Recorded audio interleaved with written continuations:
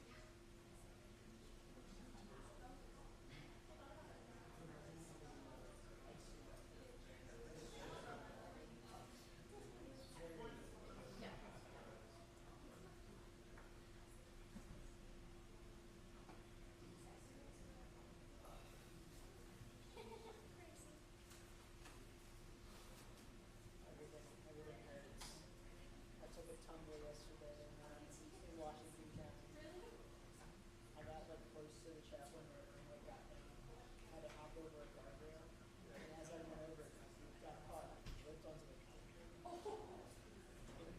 front of so many cars. And I was like, Happy Friday. It's not even my last day this week.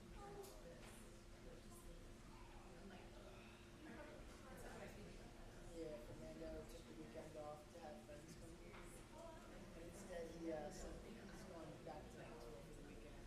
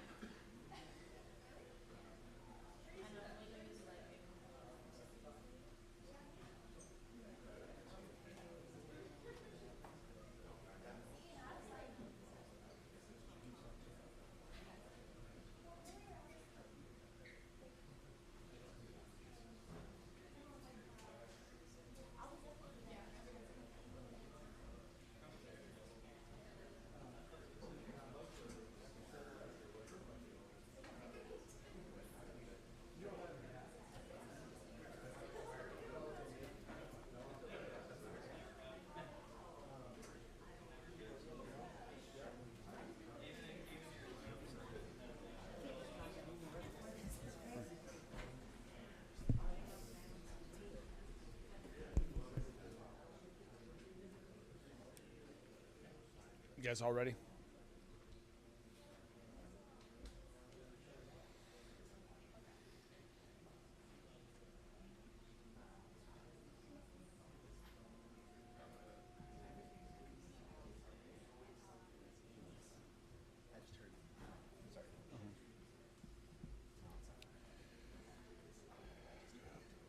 Good afternoon and welcome back to the Emergency Operations Center, where our teams from across Louisville Metro government agencies continue to work around the clock to monitor the flooding events that we're dealing with across the city to ensure that safety is our number one priority and everyone across the city is safe and remains safe. Just to recap some activity over the last 24 hours since we last gathered, we're very fortunate it was a relatively quiet night from a first responder perspective. There were no additional water rescues that were necessary, so a giant thanks to the entire community for heeding the warnings, for not going around barricades, for not driving through waters. That is paying off, as there have been no additional water rescues since last time we convened yesterday. More roads have been closed since yesterday, and more roads will continue to be closed over the coming days as the Ohio River continues to rise. Over the last 24 hours, the Ohio River has risen over 5 feet, and we expect it to significantly rise higher over the next 2 to 3 days. As you can see, that we have an image from 2018 up behind us over here, and the Ohio River is projected right now to crest at or above those levels that we saw in 2018. So just to give the community some perspective about what we're expecting to deal with over the coming days and week, that is the closest reference point to what is currently projected. And again, over the last 24 hours, the waters have risen over 5 feet, and we're expected them to rise an additional 10. The projections have gone slightly up for the peak of the crest. We are already in flood stage right now as a result of the rising waters from the Ohio over the past day. Rain is continued to be expected in the forecast through tomorrow afternoon. And additionally, as you all know from the Ohio River, when it rains elsewhere, that's contributing to this. It's not just the rain here, so that continues. All of our emergency responder agencies have been working very well, closely coordinating amongst themselves and the other emergency responding agencies like the suburban fire departments around the county. I was in Fairdale last night, and we have LMPD, for example, has some water rescue teams that are stationed at the Fairdale Fire Department right now, just so we are closer all across the county in the event water rescues or other emergency services are needing. And so I want to give a thanks to all of our partners at all the suburban fire departments for working closely during this as well. No significant new updates from the updates that MSD provided yesterday.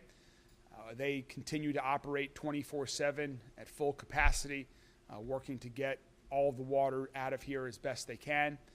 Again, just want to reiterate a request from MSD that please, if you can avoid using the laundry or the dishwasher this weekend, that will be helpful, because there is such an amount of water going into the system right now that will help. Every bit helps to prevent additional overflows from the sewer treatment facility. So that's the request. Of course, people should and can continue to flush, but if you are able to not use your dishwasher or laundry for the next couple days, that will be helpful.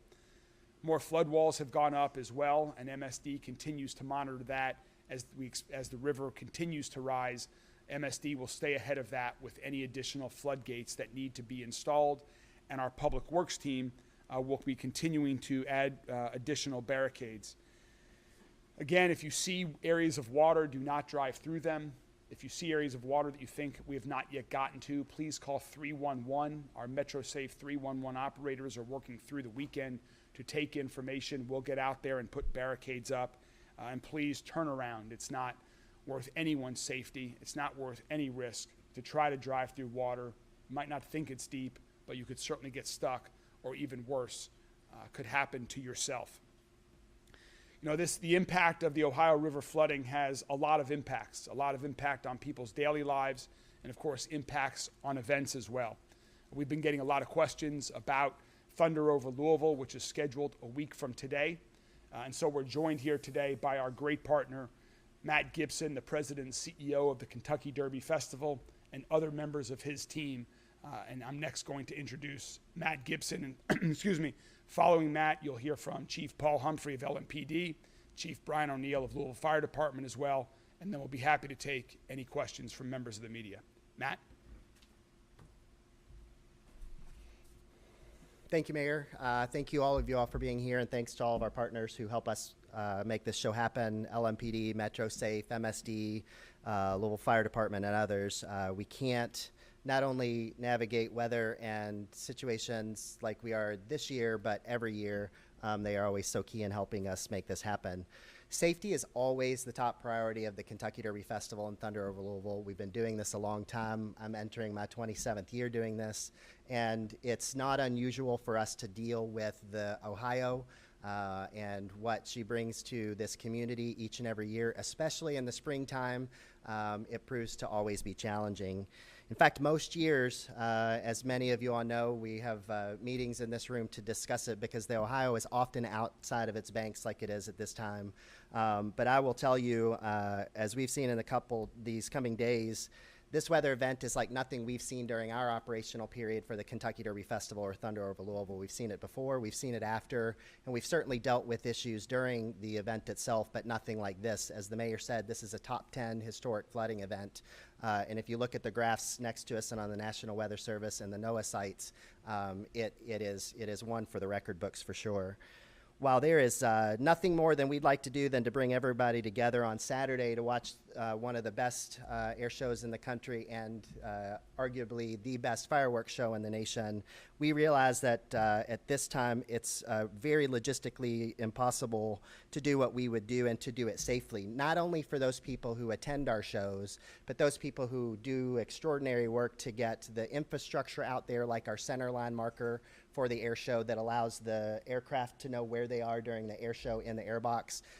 Those amazing partners that work the river every single day, from LMPD's dive team to Louisville Fire Department's rescue teams, the tug operators from our various partners that hold the barges in place for the show, move all of our equipment around where we load the fireworks, Zambelli, who's out there trying to do what they're doing, and access even the barges to do what we do. Safety, again, is always the top priority when you're scaling what we do to bring a festival of fun to the community at large. It pains me to say this at times because I've been doing this, and this really is a labor of love. We've made the very, very difficult decision to cancel Thunder Over Louisville this year. I don't think that that's a huge surprise for those in the room today as you start to watch what's happening.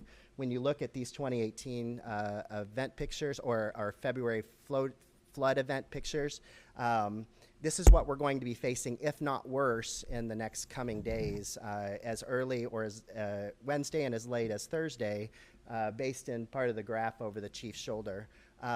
This is extraordinary based on those numbers, and it would mean that over 99% of the waterfront is underwater and exceeds all the way back to Melwood Avenue. When the mayor was talking about these floodgates being in place, that's extraordinary even in my two decades doing what we do. We've seen some floodgates and we've had some flooding, but not anything like this. And again, getting people out on the water to do the work that is required to keep the show and move the show forward, it's just not possible at this time. The flood waters will prevent us from doing that. The debris field will prevent us from doing that. The viewing areas along the waterfront will be inaccessible, and even again accessing the barges to install the fireworks at this time, because a lot of work is underway even up until this point, and we believe even tonight that we won't even be able to access the barges to even do so.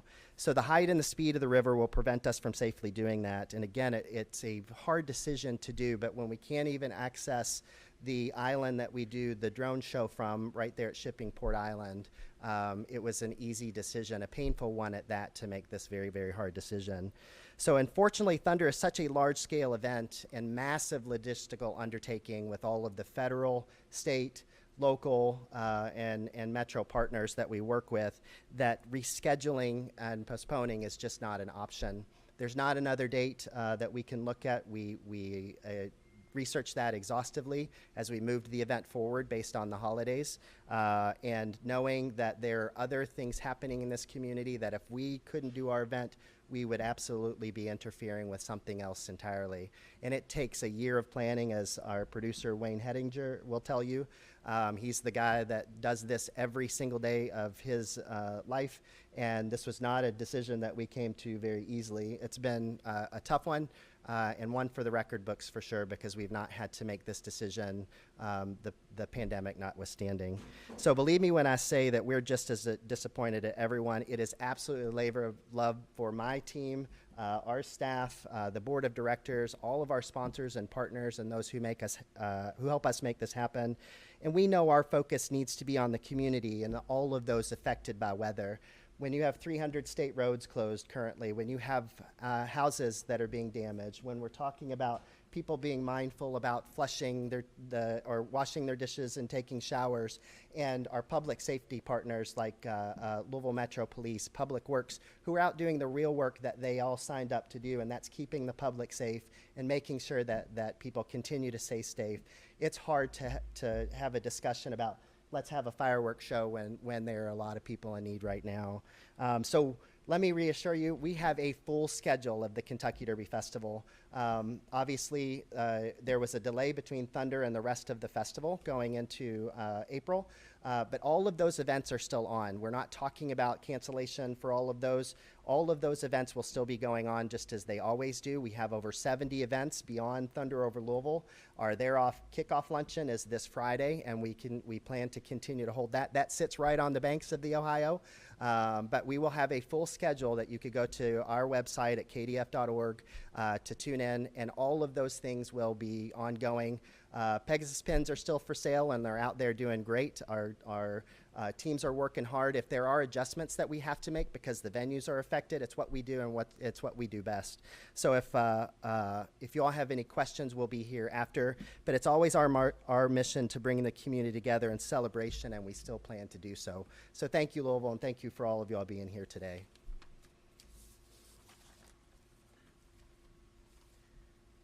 So I want to say thank you to Matt and KDF, as well as the mayor and the community ahead of time, because I think we all know how significant of a decision this is, and even though it's a logically an easy decision to make, it's a tough one for the community. And so I'm appreciative that they made this decision based on public safety needs. When you image search Louisville, I think you all see images from Thunder Over Louisville and how much it means to us as a community. And so it's very important that we put public safety first, and understanding that resources are limited, and we have to put those resources where they're needed in order to keep people safe. The police department has about 20 rescue divers that can participate in this, and they go into working with KDF and the fire department and doing all the pre-checks and everything to make sure that Thunder is safe. But their primary job is being tasked right now to make sure that everyone is safe out there. The fire department has a few dozen divers.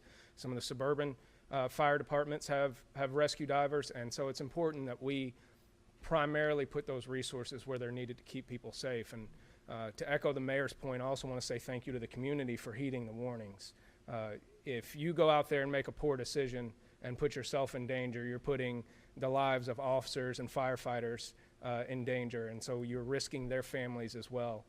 So we are very appreciative that everyone has heeded the warnings, and we will continue to make decisions in order to protect the safety of the community. And I'm grateful that everyone standing here with us today has done the same. So thank you, and I'll turn it over to the fire chief.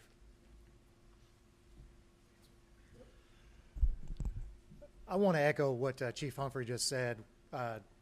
We are happy to make house calls. We will, but we don't want to have to do so. If you call us, we're coming to help you. But yes, if you can stay in and stay safe, that's what we need. Obviously, yes, this is emotionally, it's hard that to not have Thunder Over Louisville, but we cannot risk rescue divers in this type of water. And that is something that's necessary for the pilots, so we can't do that.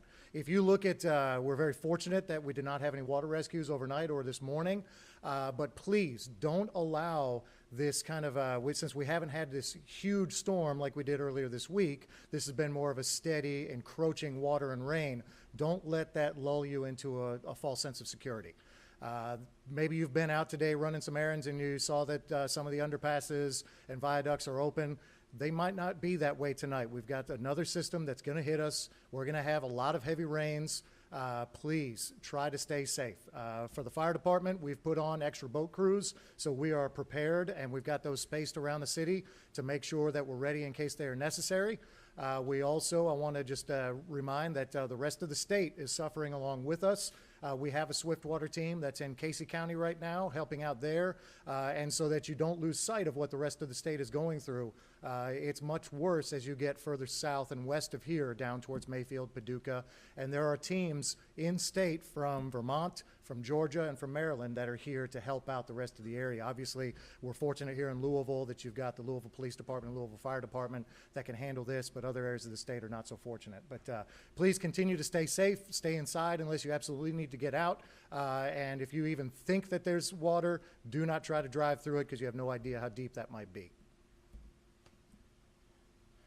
Thanks, Chief O'Neill, Chief Humphrey. Thank you to Matt as well. And just to reiterate a couple things that were already said, that when you look at the projections for where the Ohio River is going to crest and how long it's going to take for it to get back to its usual stage, this, while a challenging decision, disappointing decision, was not even a close decision.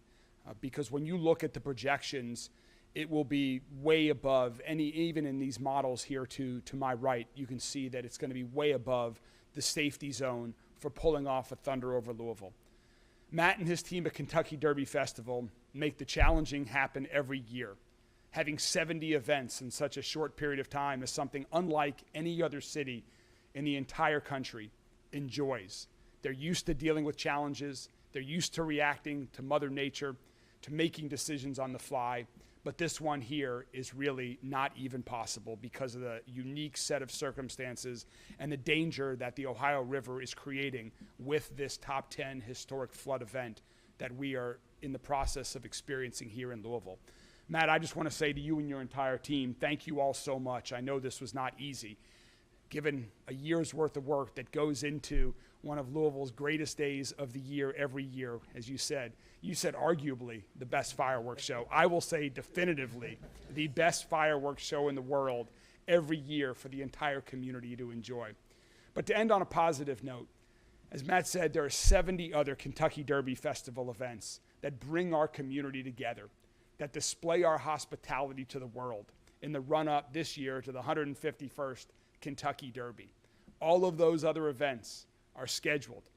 All those other events are planned to go on. There might need to be some tweaks here and there. I'm looking forward to running in the mini marathon in a couple of Saturdays. That route might need to be slightly tweaked because of these floodwaters as well. But that race will go on. All of the favorites, the parade, the balloon, all of those are still scheduled. And so I really do hope, while we're not going to have Thunder this year, the entire community can come together, can enjoy these other wonderful Kentucky Derby Festival events as we get ready for the best time of the year here in Louisville to celebrate the Kentucky Derby in our great city of Louisville. Thank you all very much, and all of us are happy to answer any questions that you all might have. Has Thunder Over Louisville ever been canceled before? With the exclusion of the pandemic and what everybody faced during that time, in its 36 years, it has never been canceled before, and much in large part to the great partners that are standing in this room and have been alongside us to make the extraordinary happen. But this is a unprecedented event currently. Now, in terms of postponing a week or two, would even the water levels, be even applicable to even having the event, a week from now or 2 weeks from now? Certainly, and we moved the event a week forward this year, and a lot of that was based on a lot of discussions with the community on the Easter impact and our ability to even have an air show and the like and the resources needed. But even barring that, it would be tough because of all of the requirements that it takes to move the fireworks from their home location to here, the federal agencies that sign on board, scheduling for all of the partners that help us do it, one of the largest open-air venues in the country on an annual basis, and that huge lift. It's not like if we had to move the balloon race by a day or so or another event because of its magnitude, it's virtually impossible to do so.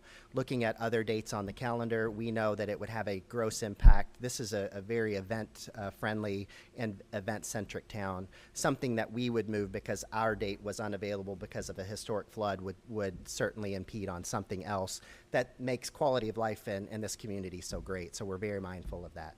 Can you speak on how, like, this is the opening to Yep. the Kentucky Derby, and I'm sure brings in a lot of people and brings in revenue? It certainly does. How that might affect that part of it? Absolutely, and in conversations with our partners at Churchill today too, as we were prepping for this, Thunder alone, through a recent economic impact study, makes up $126 million of our over $200 million economic impact.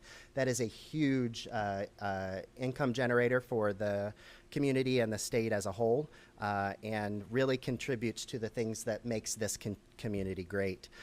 That's why it was not an easy decision. The mayor and myself and other community leaders have been having this conversation since Monday of this week as we started to watch what looked like a normal springtime event until the last couple days when we really started to look, which is why, as we've said, it is a tough decision, but it is the right decision. We will be back to make up that extraordinary impact next year from an economic standpoint. And the rest of the festival really does impact another almost $100 million just for the other events alone when you exclude Thunder Over Louisville.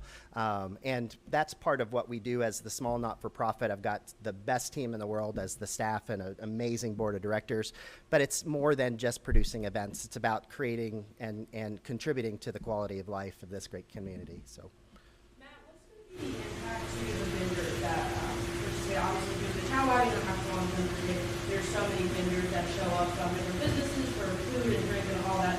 What is the impact to them, and what sort of resources are supporting those vendors who are anticipating being part of this $126 million economic impact? Right. What sort of resources are supported for them now that they've been this opportunity? one of the reasons that we didn't wait until Monday is because you're at this critical point right now where people start to adjust based on weather. And believe me, we're all weather watchers. A 86 degree or an 80 degree day on Thunder is a lot different than a 54 degree or a 30 degree day, or sometimes you get both of those temperatures in the same day, as you all know. So being early and having this discussion as early as possible with a lot of those partners is about affecting their impact as well, because it really is a Kentuckiana problem and a Kentuckiana community jewel. We've been in a lot of conversation with our Indiana partners, a lot of those Thunder Funder partners who contribute, from the museums who have different parties, or all of those folks who build a Thunder Room in their architecture when they build something along the waterfront, because they really do help us in a lot of those cases, and bringing them into the loop in our communication chain over the last couple days to have discussion and what led to this decision, because we keep them in the loop. And it's a tough one, especially as, again, I say the private, small, not-for-profit who does it. Those costs are initially borne by us for the production. It's hard to measure what Metro Louisville contributes from the public safety piece and the partnerships and all of that, but the financial cost is our burden. But working close with Zambelli and those folks to make sure that they know as early as possible, so not try to add additional investment between now and Monday, because when I say we work around the clock right now, it's all hands on deck for a couple months on end. So I really was trying to get out ahead of it by having a Saturday conversation. Given the fiscal impact that Thunder has, and the fact that we're going to be losing that much revenue coming in for the Derby Festival, are we going to see any changes in next year's Derby Festival? Anything reduced, anything that has to be lower because we don't have the funds to sort of contribute back to it? So we We start from a zero every year to raise the funds. We've got an amazing sponsorship team and a lot of great partners. People in the community help this show happen by buying a Pegasus pen and the entire festival, and those are the things that we do each and every year for the last 70 plus to do what we do and to keep it low cost and affordable to the community. And we invest every bit of it that is raised into creating the show. We hope for great weather, but we do have plans because we've got a phenomenal executive board and a lot of smart people that work alongside of us that have allowed us to create some models that allow us to sustain should something like this happen. We've been doing this for quite a long time in springtime in Kentucky, so it's not like this is the anomaly. It's just something this extreme. So you'll see us back just as strong. On average, we host about 1.4 million people just through the festival alone. That's not including our partners at Churchill. And we'll be prepared this year to have record crowds should the weather present itself, and do the same for next year. You'll see just as strong of a product in 2026 as you see in 2025. You know, it sounds like the Pegasus pens are very important. For the viewers at home that are probably currently thinking, oh, well, if Thunder's not happening, I don't need a Pegasus pen. I won't be able to get on the Great Lawn. I tell you, I tell you, there's no other ticket in this town that you can buy and go to multiple events like you can with the Kentucky Derby Festival. When you go out there and you buy it at any one of our partners like Kroger or any number of those multi-hundred locations, you get a lot of that back once you open your envelope with the coupons, and those are partners who contribute to the success of the organization. So when people are out doing that and they believe that boy, do I need one, that's why there's over 70 events. We have something for everyone. Just log on and look. And it was going to, we've actually been underway. We had one yesterday. We were going to have one today, but the weather prevented it, which is not normal for us. But it's almost every single day, all the way through the first Saturday in May with our partners at Churchill. So we do encourage people to purchase that Pegasus pen. Look at the KDF merchandise that's out there. It's extraordinary because every bit of that contributes to the success each year. Any other questions? I had a question from yesterday, information reference yesterday. With the testing out in the west and southwest of Louisville at 68 feet, can you talk about how that side of the city is being prepared and what that may look like, just so they have an understanding as well? Yeah, so the question was about the cresting on the western and the southwestern part of the city, which is referred to as the lower pool south of the McAlpin locks and dams. That is projected to crest at 68 feet, which is about significantly higher than its usual level. So we're taking the same precautions in every part of the county. MSD has made significant improvements to that part of our city over the past several years that will help. But when you have Mother Nature and it's in like this, its intensity, there's only so much that can be done. So we're treating it like every other part of the city. There's parklands that are along there. They certainly will be flooded. A lot of people who live nearby the river understand what can happen in these sorts of situations, but we'll be taking the same precautions. Our just advice to everybody is please use caution. Don't wait until it's too late. Get ahead of it. If you live in that area, you need to be prepared and continue to monitor it. There are also some low-lying areas in certain other parts of the city as well that are susceptible with all the rainfall, but we're just giving people the advice to use that same caution. You all expect to preemptively close a few more roads, or what does that kind of look like the next few days? So we do. We continue to post all of the road closures on our website at louisvilleky.gov. And as the waters go up, we're getting ahead of that based on our knowledge from previous years of flooding, what roads we have to close based on the river rising to certain levels. So, for example, right now, if you get off the ramp at 3rd Street on 64 downtown, you cannot make a right or a left turn. That's different from yesterday. You can still go straight, go south on 3rd Street. As the waters continue to rise, it is likely that that entire ramp will be closed. As you go up the river as well, there are other road closures that will occur. And of course, MSD is monitoring this as well from a floodgate perspective to get ahead of that situation. So we'll continue to stay vigilant in that regard. I know you guys are focusing on the current projections into the week. When it finally starts receding, what resources will be available to the impacted members of our community? So the question was about what resources are available to the impacted members of our community once the floodwaters start receding. I declared a state of emergency for Louisville. The governor has declared a state of emergency for the entire state. And so we will be collaborating, combining all that information, and we're hopeful that there are federal resources available in certain situations. We'll have debris pickup. Hopefully starting next week, we'll get more information to people that have debris from the storm earlier in the week or anything else related to the flooding. If people need unique assistance, please call 311 to let us know.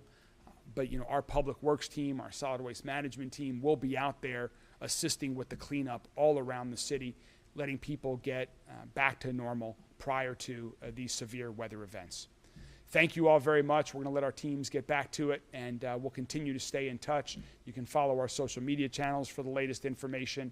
We don't expect to have a press conference tomorrow. We did, as Matt said, for a lot of different reasons, out of respect for the vendors and everyone else that's working 24/7 in preparation for Thunder. We didn't want to wait until Monday when the decision became clear, so we had that today. We don't expect to do this tomorrow, but if necessary, we will. We'll continue to keep everybody informed.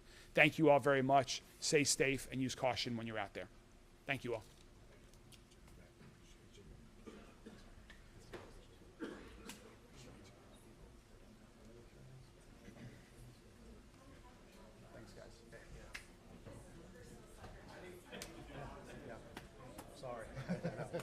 I think it's 37 line. Thank you, sir. Appreciate how it does, but we made the right decision. Oh, 100%. No question.